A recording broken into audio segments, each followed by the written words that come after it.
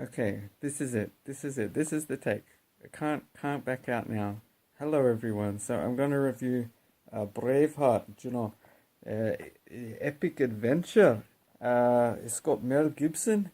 I don't even know if I can do a Scottish accent. Do you know what I mean? Maybe if I was wearing a kilt, which is kind of funny. It's like Scottish people are Scottish men are the only men who wear skirts, and they call it a kilt.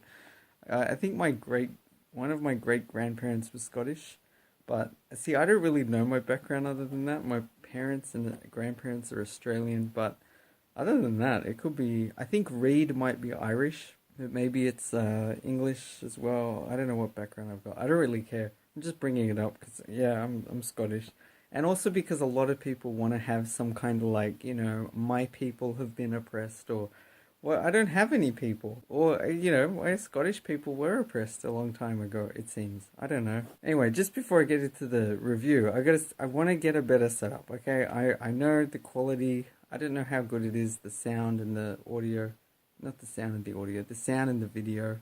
Or the audio and the video, the sound and the image, whatever. I'm trying to get something better, but for now, this will do. It's just me talking about movies, okay? But yeah, I like this movie. It's very cool, very epic. There's some big battle scenes. My understanding is it's not very historically accurate, which I'll get into that in a minute. But I guess as movies go, it's exciting and it means something. It's about freedom and fighting for something. I actually really like the idea that William Wallace, the way the movie presents it, again, this might not have anything to do with what actually happened, which it seems, but that seems to happen. You get these myths, or in the movie there are myths about William Wallace. Yeah, I've heard he's 7 feet tall and he lightning comes out of his ass, all that kind of stuff. I guess in reality that happens with figures. They can take on a larger than life kind of stature. But my point was that in the movie he seems quite simple. He meets a girl, he just likes her, he kind of secretly is romantic with her, gets married. It's like he didn't want to be a hero, a rebel or whatever. He didn't want to get into war. That it seems like in a time of peace, he would have just been a regular, normal guy who was quite happy with a regular job. A bit like in The Dark Knight Rises, there's a reference to Gary Oldman. He's a wartime hero. This is peacetime, meaning he's not as useful now. And it's an interesting idea. I think many people have their element, what they're good at. A bit like I don't think everyone's just an extrovert or an introvert. In some contexts I'm out there if there's a camera. But in other situations I'm very quiet and reserved. It depends who I'm with. With kids I often play and I often act silly. I've worked as a clown, but with a lot of adults, if they're just sitting and smoking or drinking, I just get bored. I just don't want to hang out. I hate that stuff. And parties, like if there's music and there's dancing, then I get up and I'll try to dance. But other things, anyway, I'm getting way off topic here. But it struck me as profound that this guy, it's like if he wasn't dragged into this with his girlfriend being or wife being killed, and then it's basically revenge, and he keeps going, and it's like if Scotland had its freedom, he wouldn't have anything special to do. He might be forgotten, and that idea seems really interesting to me. How many figures throughout history would have been more significant or wouldn't have been significant in another situation? It's like when they don't have a choice, but they just have to do something grand because of the circumstances. Anyway, let's get into the rest of the movie. The action scenes, I think, are really well done overall. They're very violent, at least at the time. Reminds me a bit of Game of Thrones. That's a TV show that has quite a few similar battle scenes. I also like the way it builds things up. It takes its time, like lets you see how many soldiers there are, and a lot of it feels real. Like you really feel the impacts. And I think a lot of people freaked out that horses got hurt in the film, but like I don't think any were. They did it properly. Like a lot of it just looks real. It's just impressive stunts. So that's kind of cool. It's still exciting to watch. And back for 1995, I don't think there were many movies of that kind.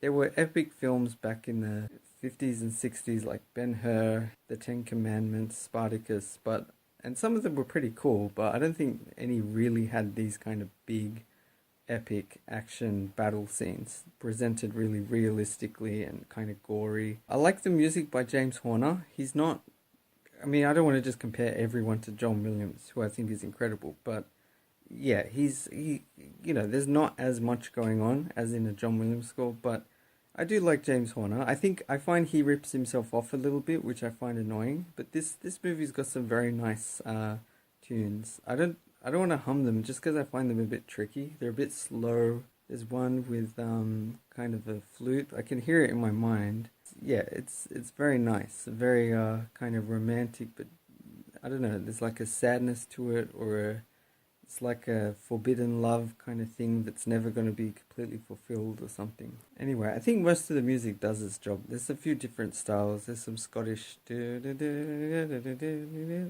know. I don't know how it goes. But a lot of it's not that special. And it's mainly that romance theme and a few other kind of themes that are quite nice. I think the directing is very good. Mel Gibson's an interesting director. I think the Passion of the Christ I haven't seen in a while, but it's so violent. And if you're going to make a story about Jesus Christ, why? I feel like what would make sense is you focus on everything up to he gets caught, and then, okay, we don't need to show the crucifixion. We get it. Maybe you just have a little thing at the end. You sort of show briefly the idea of it, and then he gets resurrected or something. But instead, he focuses the whole movie on like the crucifixion. Like, what about all the stuff he did in his life? It's kind of weird. And Apocalypto is very interesting. Again, very violent, and Hacksaw Ridge is also very violent. His movies feel realistic, violent. I guess Braveheart, again, it's realistic, but it's not historically accurate, which I should get into soon. So yeah, I may as well go through the things. It seems like it's not that accurate at all. I looked this. I'm no expert, of course. I'm interested in history. That's part of, like, I thought rewatching this might be good to get an idea. Now that I've learnt more about economics and politics, and say World War II and some isolated things here and there, I thought I might be able to understand what's going on. But so it's frustrating to find out a lot of it's made up. So for example, Prima, anyway, I'm not an expert, I just looked this stuff up. So apparently Prima Nocte or Noctis, which is this idea that the English, I don't know, nobility, they can, if you get married, they can have a night with the wife. They can basically take her and have their way with her on the first night. I think that might be, I get the impression that might be a thing that may have existed in some places at some times, like France, but not in England, not in Scotland at that time, I'm pretty sure. And in fact, it seems like it was not really ever that common, partially because I think it creates instability, a bit like what we see in the movie. I think if I remember correctly, that William Wallace's wife was killed, and that may have been part of what motivated him. Apparently the character of Robert the Bruce, which is a weird name, 2 first names, I don't understand that. But Robert the Bruce, his character was fairly realistic, like portrayed as roughly what he was. Except I don't think he betrayed William Wallace. I think he was in 2 minds, and he never fought as a knight for the English army, I don't think. Another problem is the Princess Isabel was like a kid, or is it Isabel or Isabella? She was just a child when all this stuff was happening, so she couldn't have had an affair with William Wallace. I don't think she ever met him, or if she did, it was as a kid again. I don't think she came to Scotland until later, something like that. Anyway, or England. And I'm not sure that her husband, the king's son in this movie, I don't know that he was gay. He might have been. I think he had like 6 kids, or I can't remember. That's an interesting thing in the movie, though, that I want to mention, because it's just kind of funny. Were people really homophobic back then? Maybe that was, I don't know, but it's so funny that he's so obviously gay, and he just gives her, she's so beautiful, and he gives her like a little peck on the cheek. But that seemed interesting to me, because I felt like the princess could have saved William Wallace, I feel like, near the end. Like, why didn't she just blackmail that prince? She could have just, the king was too ill to speak, so he can't do anything. What she had to do was bribe this prince to say, tell everyone that the king said to free William Wallace, or to put him in a cell where he's a prisoner for long term, and she can free him later, or even just have an affair or something. He can take on some other position. Anyway, if the prince doesn't play along, then she'll expose the fact that he's gay. That seems like it would have been pretty solid. Although, I don't know, by then maybe the other guy had been thrown out the window, defenestrated. I don't think that happened either. Anyway, I'm jumping around here a bit. I do like most of the actors, including Mel Gibson, and whoever the guy, is it Longshanks? I don't know the actor's name, but the king, he was a good villain. Like, you kind of really dislike him. There's a part as well where he says, just fire, and they're like, won't that hit our troops, our soldiers as well? Again, I think that was made up. I get the impression that didn't happen. And the Irish, I don't think, met with the Scottish and then, joined up. I don't think that happened. I don't think there were many Irish in that battle. And one of the first battles is called, what is it?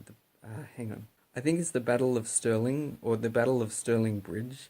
And there's no bridge. In real life, there was meant to be a bridge. And that was a really important part of it. So I guess for any historians, they'd probably really bugged by this movie.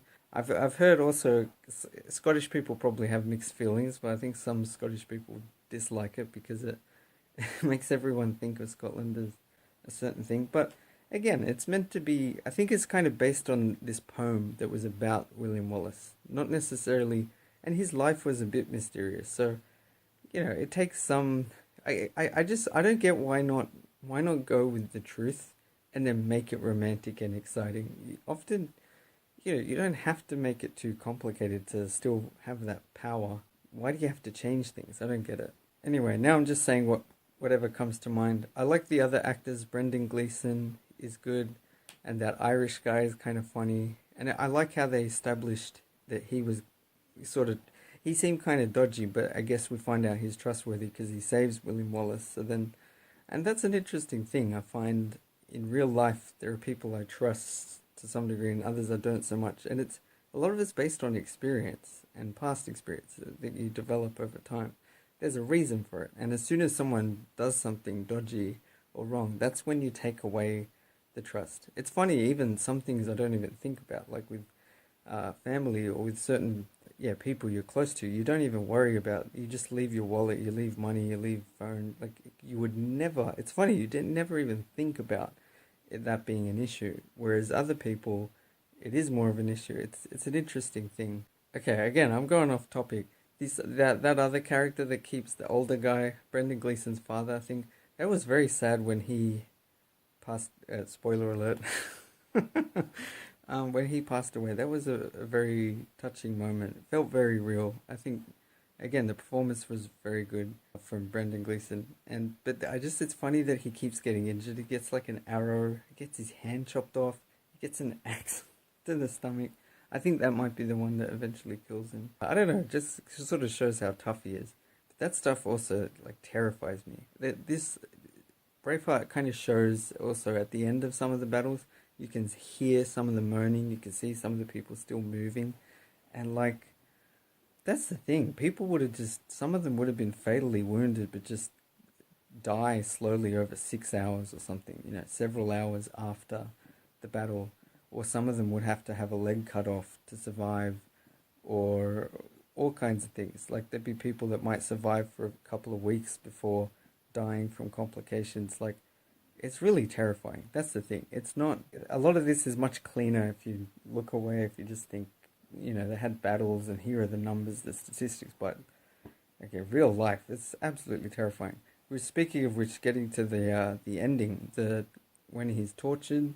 Again, it's kind of profound. It's kind of cool that the princess kind of gives him this thing to dull his pain, and he's like, no, throws it away. Well, he convinces her that he's taken it, but then spits it out. It's interesting. It's like, I guess if you are going to die, you may as well feel everything, I don't know. People that might have different opinions on this.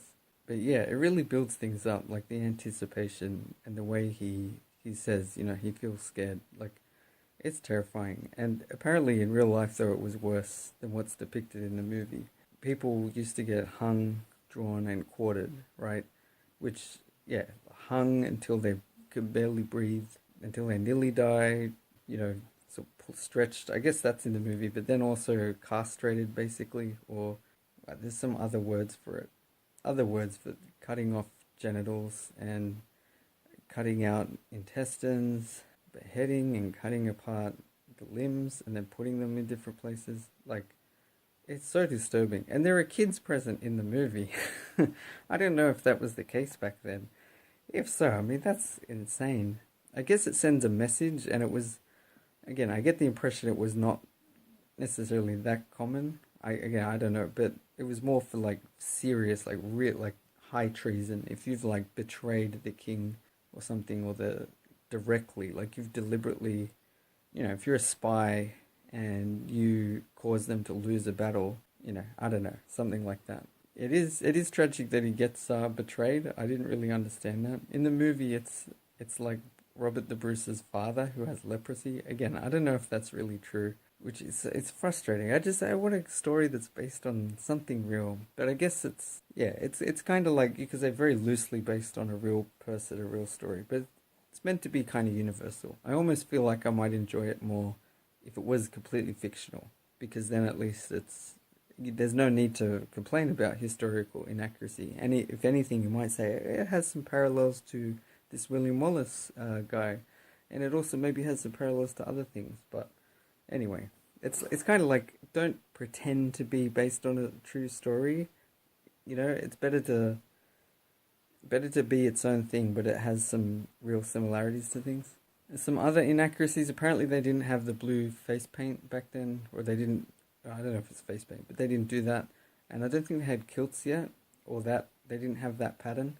To me, that's not so major, because it doesn't really make that much of a difference. It still helps people see like the difference between the armies. That's the thing. I don't think the English armies had uniforms back then either, but like you still have to make a movie, and it's a practical thing as well. In the movie Dunkirk, which is very historically accurate overall, like there's a lot of pains made. There's certain compromises. So, for example, Nolan uses ships from close to Dunkirk, but I think he had French ones, which are not quite the same as the British ones used at Dunkirk in, where was it, 1940. 1940. Now he could have done CGI and perfectly recreated certain ships from Dunkirk, but that might not have been as effective. He did something that's about as good as you can possibly do. And with the he used real Spitfires and other real planes and things from that time. But some of them they had certain markings on them that they didn't actually have at that particular time. They didn't get that marking on them until 2 years later or something. But he kept it because it just helps distinguish. It makes it easier to tell between the British and the German. And to me, that's a logical, practical kind of thing. And it's a bit the same, I think, with the kilts and the uniforms and the face paint. That doesn't bother me so much. It's the other aspects of the story, like especially when it changes who the character is or who other characters are, or when it overly dramatizes things. I liked the lady who played his first wife, or his wife in the movie. She was very sort of pretty and nice. I didn't really like the early romance with him and her that much, only because it feels like that was all that was going on. It's just romance, and I kind of prefer when there's multiple layers going on at the same time. But I guess in contrast with the rest of the movie, it's important to set that up as a really strong thing. And he kind of dreams of her later, and then when he's being tortured and about to be beheaded, he sees her in the crowd. It's just kind of surreal, and it's like, again, whether you're religious or not, I think everyone can relate to that kind of feeling of like sometimes we want escapism. If we're in a scary situation, we want something that's comforting. We want to believe when we die we go to heaven or something, and that we're going to be with the people we love or care about. We're going to be somewhere happy, where we're free, where all our pain is gone and everything is peaceful. And it's quite powerful. And when he yells out freedom, it's really powerful. His speech on the horse is very cool as well. I'm a big fan of freedom in general. I really do like that principle. Although, again, that's where I feel like it gets a little bit undermined, because it reminds me of Life of Brian, where they're like, what have the Romans ever done for us? And it's like, oh, the aqueducts, the roads, the law, education. I don't know. I forget what they list, but all these things, it's like, okay, but apart from the roads, education, all these, it just feels similar. Like, I don't know that England was really evil and like controlling Scotland. They may have brought quite a bit of prosperity and structure. And for example, I'm pretty sure later on, like around the 17th, 18th century, many Scottish people deliberately learned English to try to help themselves progress. And they progressed very quickly around that time. Like Adam Smith, David Hume was Scottish. There were quite a lot of Scots that did a lot of stuff around that time. But just in general, I'm against oppression, but I think a lot of colonies are kind of like that, where the colonizers are actually, they're not that evil, and they often offer like structure and services that are kind of better than what may have existed otherwise. Anyway, having said that, I do like the idea of like independence, freedom, fighting for that. And it simplifies things. At least, okay, in the movie, the English are kind of the bad guys. The king, especially, is evil. I did like in the battle scenes the tactics they showed. Even if a lot of it was made up, it was kind of exciting. I like the way they moon the enemy, the English. And then when the arrows come, they block. And the one where he tells some of their cavalry to go away, like but back around, so that the enemy thinks they're just chicken, and then the cavalry comes at them, and then at the last second they pull up the pikes or the spikes, the long pole things, pointy things. I thought that was a good idea. And then of course, eventually they come back behind. That's pretty cool. I guess the Battle of Stirling Bridge, there was some smart tactics. We just didn't get to see those particular ones. And there's a part with the burning where they've already set up lots of oil or tar or something flammable. That was pretty clever. But again, brutal. Like just, I mean, these are still human beings. There's a part where just after his wife has been killed, and that's really tough as well, the slitting the throat. And he approaches and he's just on a horse. And I thought, what's he planning on doing? And one of the guys comes and uses slow motion really well, and then you just see gets and then just smashes that guy, and you see that guy's face in slow motion for a while. He's just some guy, and he's gonna get just brutally hit in the head. It's yeah. I also found it was a bit like Game of Thrones, like the twist when those two guys kind of left. I forget. They betray him, basically. They're there on their horses with their army, and then they just kind of leave. And Longshanks sort of says how he paid them off. He doubled. And one of them he didn't even have to offer them much for them to take it. That's kind of messed up. And yeah, when, William Wallace nearly gets killed or defeated, and it manages to escape just barely. Robert the Bruce, I guess, thinks twice. But that, again, I don't really like that person who's conflicted and they kind of betray you and then they change their mind. It's like he still betrayed them. Okay, I think I'll pretty much leave it there. So I think historical accuracy is not his strength, but it's still a powerful movie. There's not many movies like that can really rouse you and that are about something. Either have values, good acting, good music, kind of epic, and one of the first of its kind. I know there's other epic movies, but like done realistically, it's kind of bold. It's a good movie, and I don't know if it's just a feel good movie, but it feels kind of profound. It's about humanity. Everyone can relate to that, fighting for your freedom. Fearing evil and fearing being tortured or killed, and being in love and how you would feel if your loved one was killed, or being in an oppressive society or situation. It's powerful stuff. Anyway, alright, I'll leave it there. Bye.